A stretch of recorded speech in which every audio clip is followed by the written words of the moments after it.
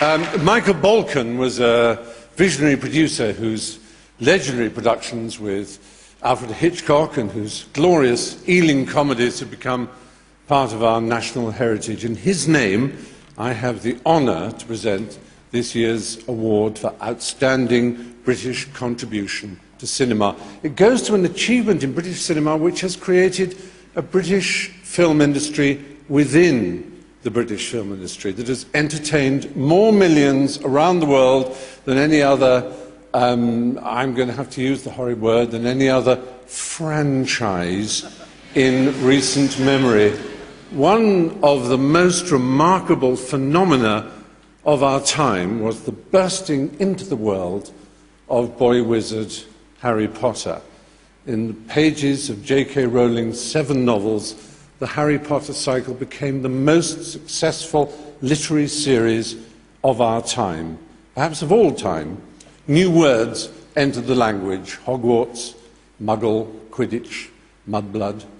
Characters like Harry, Ron, Hermione, Dumbledore, Snape, and Voldemort, who mustn't be, oh damn, I named him, they made an indelible mark in the imagination of millions of adults and children the world over.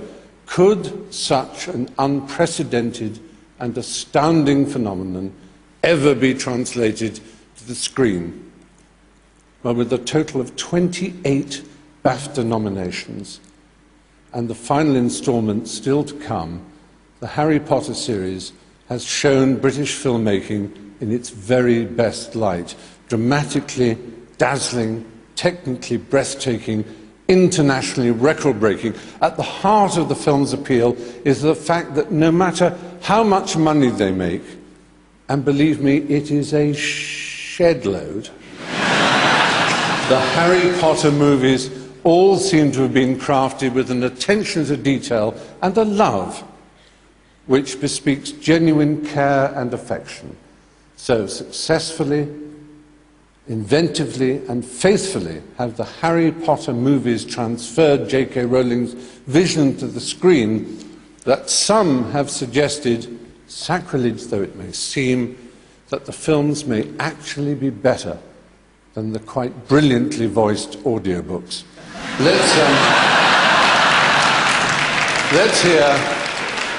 Let's hear from some of the people who helped make the on-screen magic happen.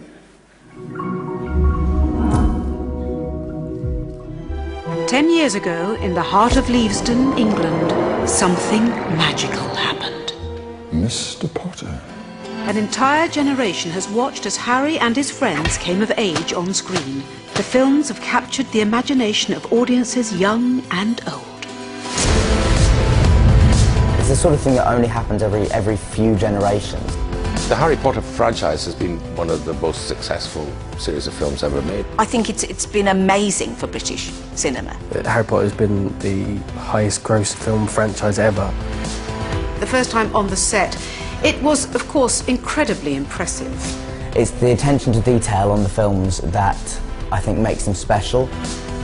The Great Hall has real stone floors, and that's really important for actors. It's like, yes, I'm really here. The book was a phenomenon, and it just touched the imaginations of children all over the world. Everyone will please not panic. Well, the cast was like the who's who of British actors, really. I mean, everybody's been in it, more or less. Our cast is ridiculous. When I look back on everyone that we've had involved, it's amazing.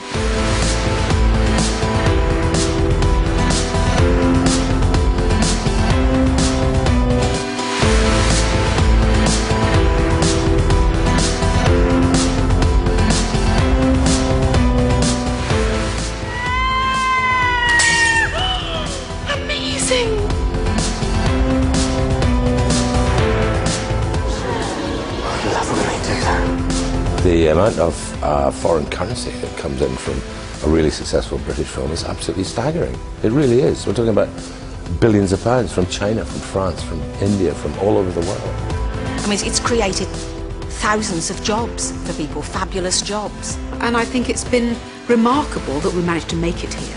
and that we could draw on all the talent that we have behind the camera and in front of the camera, and that hopefully it will encourage filmmakers in the future to go, we can do this. Huge, vast project, we can do it.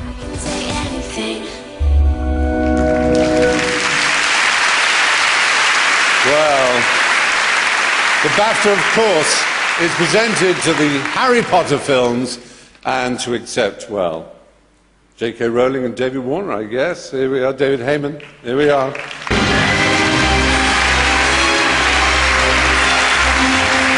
And Rupert Grint and Emma Watson. Hey.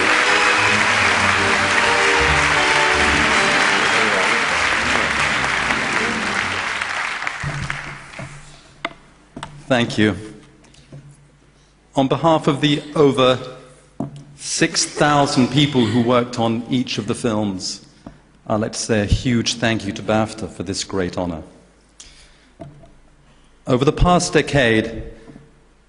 Oh, here come the directors and producer, David Barron. Sorry, come on up.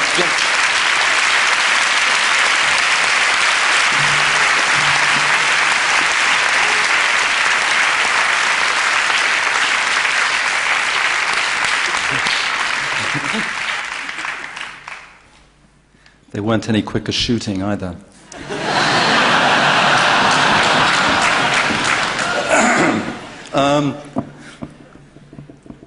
It's over the past decade, we've had the privilege of working with some of the finest people working today in an atmosphere filled with pride, but with no ego.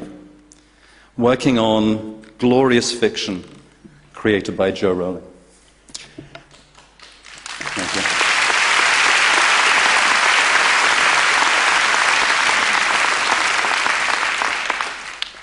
We created we became a family of sorts.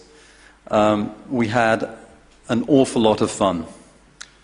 Personally, I'd like to say a few thank yous. I'd like to thank our directors, Chris Columbus, who isn't here, Alfonso Cuarón, who's hiding over there,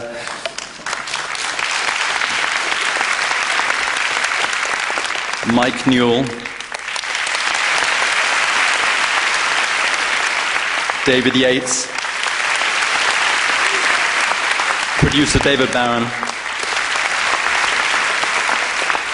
our screenwriters Steve Clovis and Michael Goldenberg.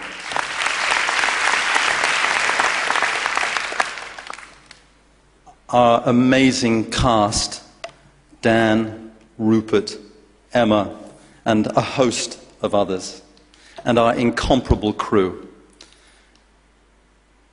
And last but not least, and of course, sorry, having been named David Warner, I do feel it's appropriate that I thank Warner Brothers, who have been the very best partners one could ever ask for, have been supportive financially, creatively, and in every which way could possibly imagine. And last but not least, I want to thank Joe Rowling, who's... Are you hiding behind me, Joe? I'd like to thank Joe Rowling for encouraging parents and children to share the pleasure of reading and to give us the opportunity to bring her wonderful fiction to life. Thank you.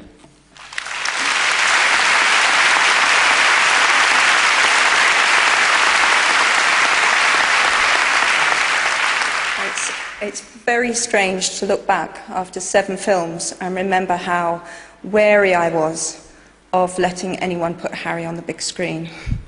And I kept saying no, and it was David Heyman, not Warner, David Heyman, who persuaded me, and he's been there from start to finish. So tonight I really need to say publicly how right I was to trust him, how much I owe him, how grateful I am to him, and to say that being involved in these films has been one of the best experiences of my life, and particularly being involved with these wonderful people standing behind me. So thank you, David, and thank you very much to the Academy. From all of us, thank you.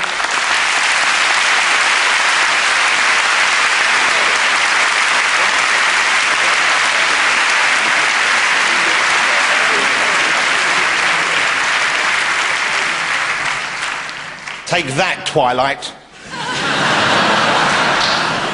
Great too. And now our fourth nominee for Best Film. The story of a young woman who tries to achieve her dream of becoming a world-class ballet dancer. It's more than just flash dance for toffs. It's the harrowing, yet beautiful, Black Swan. I had the craziest dream last night about a girl who was turned into a swan. She needs love to break the spell, but her prince falls for the wrong girl and she kills herself.